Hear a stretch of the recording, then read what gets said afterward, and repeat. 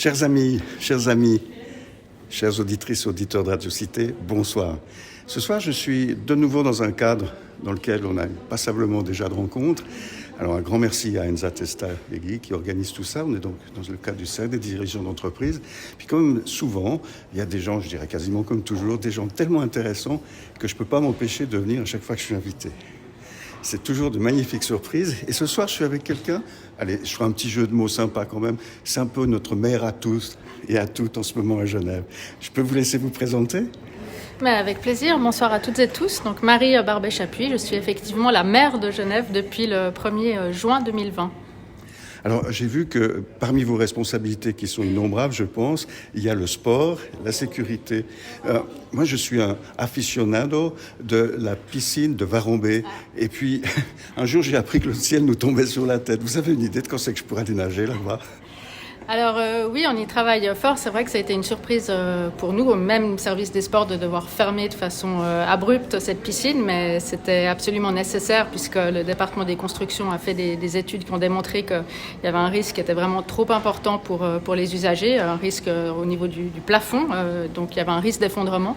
Donc ça a été fermé en urgence durant l'été. Depuis, il y a des études qui ont été menées par le département des constructions de ma collègue Madame Perler, et puis on espère, il faudra débloquer des montants, bien évidemment, et on espère pouvoir rouvrir, je dirais, la piscine au plus tôt l'été prochain. Et c'est quand même des travaux qui sont relativement conséquents pour sécuriser tout ça. Donc si je veux perdre quelques kilos, c'est du vélo que je dois faire. Ou alors vous pouvez aller au Vernet, mais c'est vrai qu'il y a beaucoup de monde maintenant au Vernet. Pour vous donner une idée, en août 2019, on avait à peu près 15 000 personnes au mois d'août au Vernet. Cette année, on en a eu quasiment le double, 29 000, parce qu'on a les gens de Varambé qui maintenant viennent aussi au Vernet. Donc il y a beaucoup de monde, mais il y a encore cette possibilité et il y a d'autres piscines sur le canton. Le sport, est-ce que c'est sportif de faire passer un projet quand on est responsable du sport à Genève, ou ça fait quand même partie de ces choses qui font que malgré certaines couleurs politiques qui sont pas toujours très d'accord entre elles, c'est quelque chose qui fait des fois l'unanimité? Non, c'est vrai que le sport n'est pas forcément le sujet le plus clivant. On connaît le sujet plus clivant, je pense à la mobilité par exemple. À Genève, il y a à peu près 400 000 ingénieurs de la circulation. À Genève, il y a beaucoup de sportifs, mais je dirais qu'on est tous d'accord pour dire qu'il faut débloquer des moyens pour le sport, il faut rénover nos infrastructures, il faut construire de nouvelles infrastructures, parce que c'est vrai que la dernière inauguration, par exemple, d'une infrastructure sportive en ville de Genève, c'était en 1994. C'était le centre sportif de la Queue d'Arbre, donc ça commence à dater. Et il y a la population qui a augmenté, il y a des femmes aussi qui font beaucoup plus de sport qu'avant, et c'est réjouissant. Mais tout ça fait que nos infrastructures sportives, à la fois, ont vieilli et puis elles sont sous pression. Donc, mais je dirais que c'est un sujet qui fait quand même une large majorité pour lui. Après, il y a les enjeux environnementaux. C'est vrai qu'une piscine ou une patinoire, c'est pas neutre d'un point de vue de la consommation énergétique. Donc ça, je dirais que c'est un enjeu important, mais ça plaide aussi pour rénover nos infrastructures sportives. Et puis, aux Évaux, le Servette, ça s'annonce bien maintenant, parce que ça n'avait pas l'air évident il y a quelque temps. Alors du côté de la Fondation des Évaux, donc la ville de Genève siège dans la Fondation des Évaux. On a fait, je dirais, ce qu'on devait faire pour pouvoir accueillir le Servette.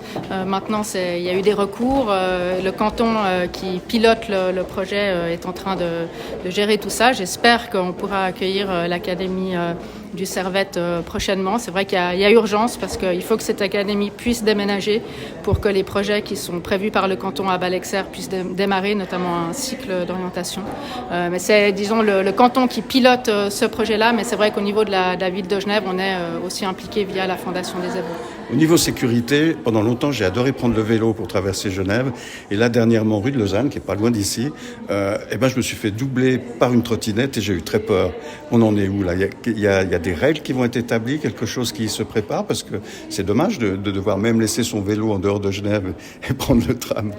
Il y a la loi sur la circulation routière qui s'applique aussi aux trottinettes, même si manifestement elles se sentent pas, enfin les conducteurs ou les conductrices de trottinettes se sentent pas toujours concernés. Mais au niveau de la ville de Genève, bien évidemment que la police municipale est très active sur cette thématique-là, comme sur la problématique des cyclistes sur les trottoirs par exemple, ou les deux roues motorisées sur les pistes cyclables. Enfin bref, je crois qu'à Genève, tous les usagers des différents types de transports doivent quand même faire des efforts à tout point de vue.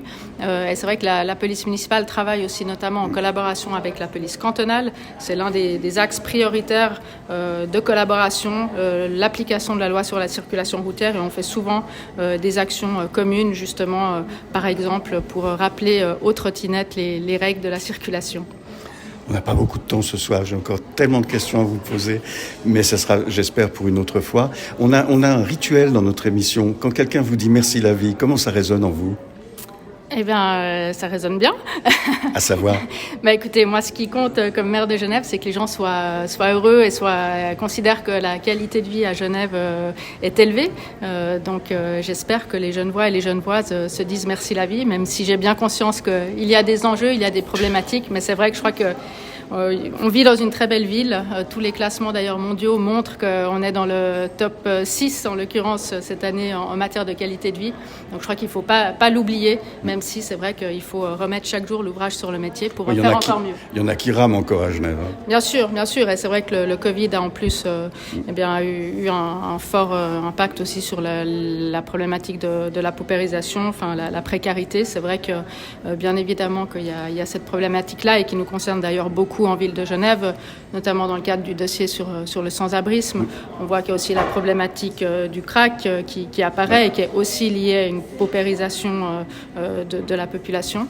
Donc bien évidemment qu'il y a beaucoup de choses à faire, mais je crois que voilà, on vit quand même dans une très belle ville.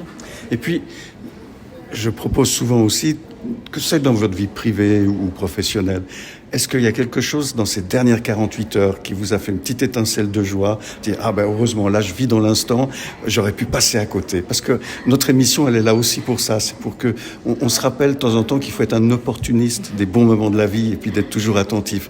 Est-ce qu'il y a quelque chose, un exemple dans ces 48 dernières heures ? Écoutez, j'ai eu les 2 séances plénières du conseil municipal, donc c'est pas particulièrement une partie de plaisir en général. Surtout que là, il y avait beaucoup de sujets qui étaient quand même assez animés. Mais je dirais que moi, tous les matins, quand je traverse la ville, j'habite sur la rive droite et je travaille sur la rive gauche. Et quand je traverse vers le pont du Mont Blanc sur mon vélo, c'est toujours, je dois dire, un plaisir de voir ce panorama qui est juste superbe. Pour ça, on est gâtés. Je vous remercie. Malgré ce peu de temps, on a pu quand même développer quelques messages qui, je crois, sont importants et intéressants pour tous et toutes. Je vous souhaite une excellente conférence qui va débuter maintenant. Et puis, chers amis auditeurs et auditrices, merci de votre fidélité et puis merci la vie. Merci la vie et merci à vous aussi. Bye bye.